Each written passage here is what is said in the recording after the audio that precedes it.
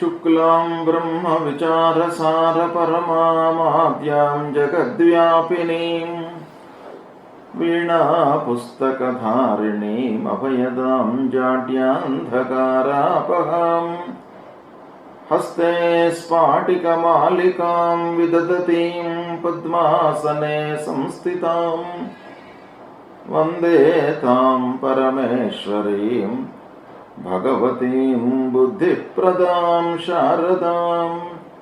श्री महागणाधिपतये नमः। श्री महासरस्वत्यै नमः। శ్రీ గురుభ్యో నమః. ఈ 2024వ సంవత్సరంలో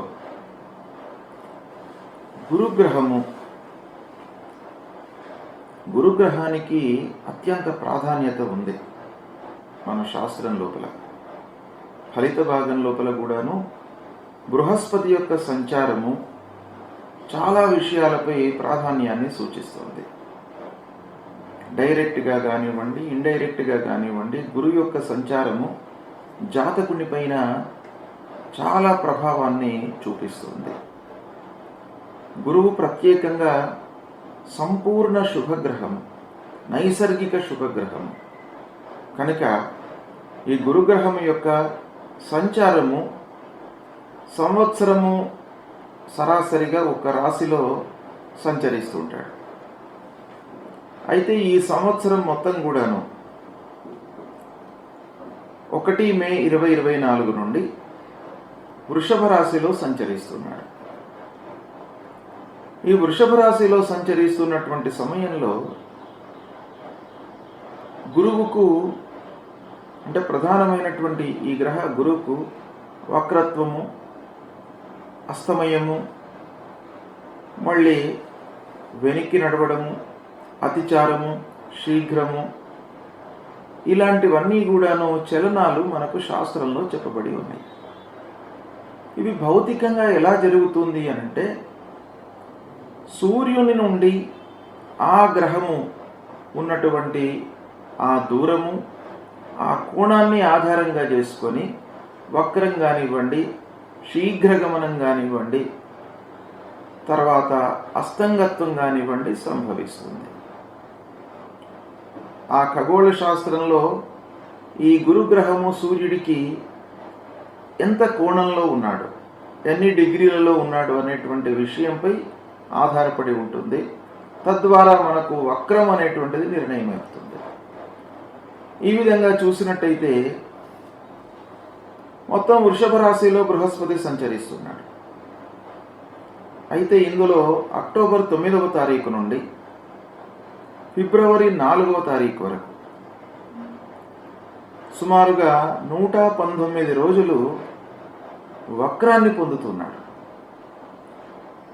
అంటే మనము భూమి మీద నివసిస్తున్నటువంటి వాళ్ళము ఆ గురుగ్రహాన్ని అబ్జర్వ్ చేసినట్టయితే గురుగ్రహము ఈ 119 రోజులు వెనక్కి నడుస్తున్నట్టుగా మనకు కనబడతాడు. వాస్తవంగా వెనక్కి నడవడం అనేటువంటిది ఉండదు. కానీ ఇది రిలేటివ్గా మనం చూస్తుంటాం కనుక సాపేక్షంగా చూసినప్పుడు, అంటే భూమి మీద నుండి చూసినప్పుడు వెనక్కి నడుస్తున్నట్టుగా మనకు గోచరం అవుతుంది. అయితే ఇలాంటి వక్రత్వము పొందినప్పుడు ఆ గురుగ్రహం యొక్క ప్రభావము ద్వాదశ రాశులపై ఎలా ఉంటుంది అనే విషయాన్ని మనం చర్చిద్దాం. వృషభ రాశి వారికి ఈ గురు వక్రత్వాన్ని పొందుతున్నటువంటి సందర్భంలో గోచార ఫలితం ఎలా ఉంటుంది అనేటువంటి విషయం గురించి తెలుసుకుందాం. ఈ అక్టోబర్ 9వ తారీఖు నుండి ఫిబ్రవరి 4వ తారీఖు వరకు గురు వక్రాన్ని పొందుతున్నాడు, అంటే వెనక్కి నడుస్తున్నాడు. ఇప్పుడు గురుగ్రహము వృషభ రాశిలో సంచరిస్తున్నాడు గనక వృషభ రాశి జాతకులకు జన్మస్థానం అవుతుంది. అంటే జన్మస్థానంలో సంచరించడం మూలకంగా కొంత గురువు యొక్క ప్రభావము ప్రతికూలంగా ఉంటుంది. అయితే జన్మస్థానంలో సంచరించడం మూలకంగా ఏం కలుగుతుంది? మరి వక్రత్వాన్ని పొందుతున్నాడు గనక వక్రత్వము అక్టోబర్ 9 నుంచి ఫిబ్రవరి 4 వరకు ఉంటుంది. అంటే మేషరాశిలో సంచరిస్తున్నటువంటి ఫలితం కూడాను కొంత ఇస్తాడు. అంటే ద్వాదశ స్థానంలో సంచరిస్తున్నటువంటి ఫలితం ఇస్తాడు. ఈ 2 స్థానాలు కూడాను గోచార రీత్యా ఆలోచించినట్టయితే ప్రతికూల స్థానాలే. అయితే ఇందులో కూడాను ద్వాదశ స్థానంలో సంచరిస్తున్నటువంటి సమయము కొంత అనుకూలంగా ఉంటుంది. జన్మస్థానం కంటే కూడాను ద్వాదశ స్థానము అనుకూలంగా ఉంటుంది. మరి జన్మస్థానంలో సంచరిస్తున్నటువంటి సమయంలో ఏం ప్రభావం చూపిస్తాడు అని అంటే ఉద్యోగం లోపల మార్పు,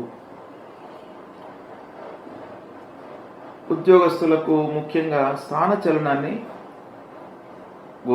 గోచరిస్తుంది. అంటే స్థానచలనం సంభవించే అవకాశాలు ఉంటాయి.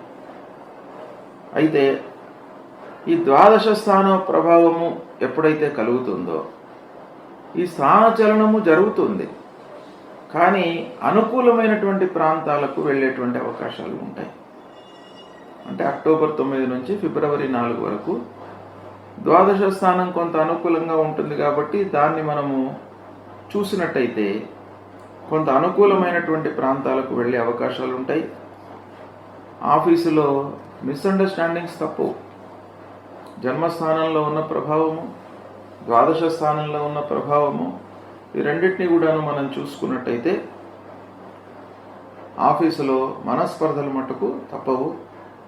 కానీ దాన్ని ఈ అక్టోబర్ టు ఫిబ్రవరి మధ్యన కొంత మన వైపుకు మలుచుకునేటువంటి అవకాశాలు ఉన్నాయి. అంటే ఆ మిస్అండర్స్టాండింగ్స్ కూడాను పాజిటివ్గానే ఉండే అవకాశాలు ఉంటాయి. తర్వాత వృధా ఖర్చులు ఉంటాయి. అయితే ఈ వృధా ఖర్చులు కూడాను మనకు ద్వాదశ స్థానం యొక్క ప్రభావము ఏం చెప్తుంది అని అంటే శుభమూలకంగా ఖర్చు పెట్టేటువంటి అవకాశం ఉంటుంది. ఇక నలుగురిలో అనవసరమైనటువంటి చర్చలు, అయితే ఈ టైం లోపల మట్టుకు ఆ చర్చల మూలకంగా కొంత సత్ఫలితాలు కలిగేటువంటి అవకాశాలు ఉంటాయి. శత్రువుల మూలకంగా కొన్ని ఇబ్బందులు, ఆటంకాలు తప్పవు. అయినప్పటికీ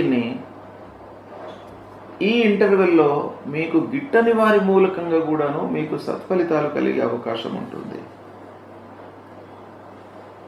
ఇక వృషభ రాశిలో జన్మించి వ్యాపారం చేస్తున్నటువంటి వాళ్ళు, వారికి ఎలా ఉంటుంది అని అంటే కొంత దూర ప్రాంతాలకి వెళ్ళి, అంటే ఈ మనం చేస్తున్నటువంటి వ్యాపారము వేరే ప్రాంతానికి వెళ్ళి చేసేటువంటి అవకాశాలు ఈ పీరియడ్ లోపల గోచరిస్తున్నాయి. మొత్తానికి వ్యాపారం కూడాను వాళ్ళకి కలిసి వస్తుంది.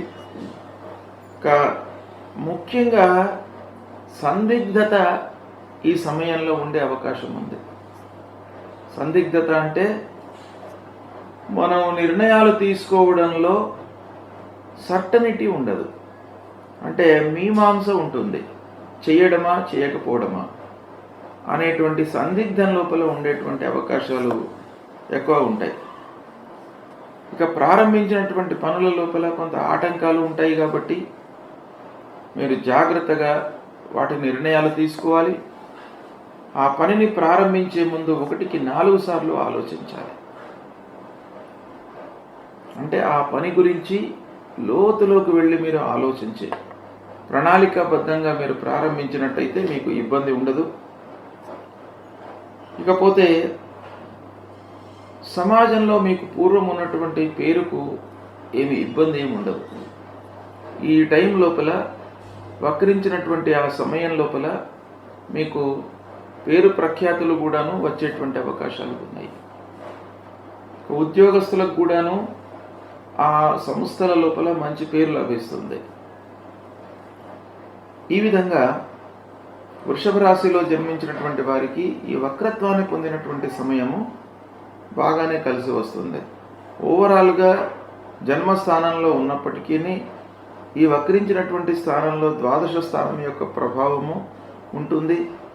శుభమూలకంగా ఖర్చు పెట్టేటువంటి అవకాశం ఉంటుంది ద్వాదశ స్థానంలో. దాన్ని దృష్టిలో పెట్టుకున్నట్టయితే శుభకార్యాలు మీరు చేసేటువంటి అవకాశాలు ఉంటాయి. అంటే మంచి పనులకై మీరు పెట్టుబడులు పెట్టేటువంటి అవకాశాలు బాగా గోచరిస్తున్నాయి. కనుక దీన్ని సద్వినియోగపరుచుకున్నట్టయితే మీకు మంచి ఫలితాలు కలుగుతాయి. శుభం.